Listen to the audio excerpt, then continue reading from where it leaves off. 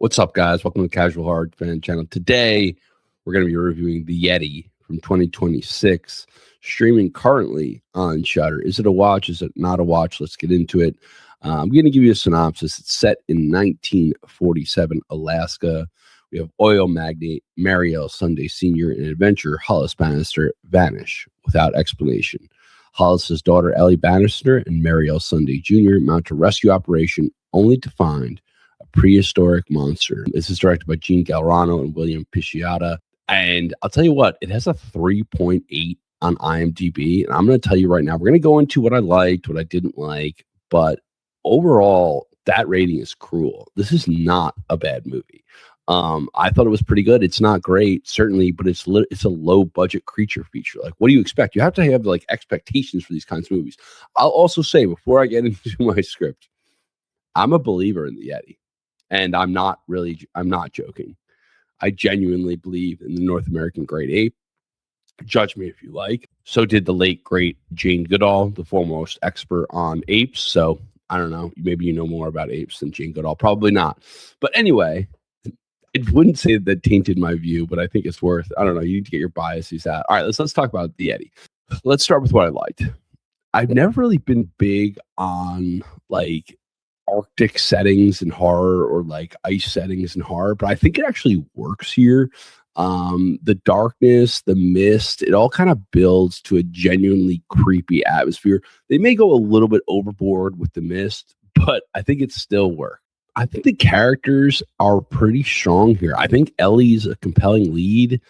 I like Coates. I thought the face mask was freaking cool. That's not something like you'd see today, and it had me thinking like, wait, did people actually do that? I'm still not sure. I thought Dynamite Dan was fun. Spoiler alert. I don't really know if it's a spoiler alert, but I'll let you know anyway. Like, I thought his kill scene was I wish he had stayed a little bit longer, but I did like his kill scene. Like, he gets drunk. You're not allowed to do that in the horror rules. And also he leaves by himself, which again, you're not able to do. I wish he had stayed a little bit longer and not been our first kill, but also he was pretty reckless and it sort of makes sense. But yeah, I thought the acting and the character writing was good. And also I liked Marielle. I liked Junior. I like Hollis. I thought really the characters as they were written were really strong characters. I'll also say the Yeti is cool. It's not terrifying, but I think it's done right. I appreciate that you don't see a lot of the Yeti. I don't think that's going to scare an audience significantly in 2026.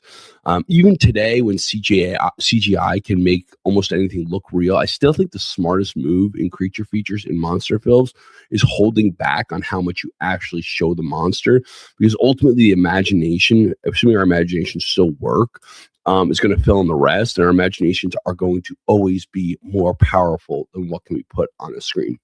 I also like the obvious theme of parenthood throughout. And maybe that's partially because I am a parent, but I thought it was pretty powerful. It's woven into Junior and his father. And then you have Ellie and her father, Ellis. And then, of course, semi-spoiler, you have the Yeti and its child. And all of these actions that are taking place are because of a parent and child relationship, right? So we have these causal elements to this story, and it's all happening because of parent and child relationship. I think that's really cool. Okay, now what I didn't like, I thought some of the dialogue was pretty lousy. At times, it's almost like they're arguing about nothing, and it's not really compelling dialogue. The movie also feels a bit disjointed at times, like you're in one scene and then suddenly you're somewhere else, and it's not like done intelligently where like, oh, I don't know how I got, you know what I mean? Like, you're like piecing it together, and oh, that should have happened. It just kind of happens. It also drags a bit. There are stretches where it feels a little bit boring. Okay. Overall, though, I think this is a solid, underrated, low budget horror movie. The atmosphere, the cast, the restraint with the monster, the parenthood theme, all work in its favor. Even considering you have some rough dialogue, some pacing issues, I put this at a 5.5, maybe even a 6 out of 10. It's not a bad movie. It's really not. So do I give it a casual horror fan recommends? Yes. The casual horror fan recommends watch The Yeti. It's streaming right now on Shudder. And also, please make sure to like and subscribe to the channel, and I'll see you guys in the next one. I'm out.